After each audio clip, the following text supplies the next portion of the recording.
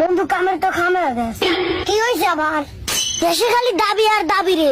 কালকে দেখলাম আনসার বাহিনী দাবি লিয়ে বাড়াইছে, আগের দিন রিক্সাওয়ালা, আজকে আবার দেখলাম গ্রাম পুলিশও বাড়াইছে, আবার দেখলাম এমএলএ একখান করা লাগবে সেটারও দাবি লিয়ে বাড়াইছে। এখন যে দাবি লিয়ে বাড়াবো সরকার সেই দাবি মানি নিচ্ছে।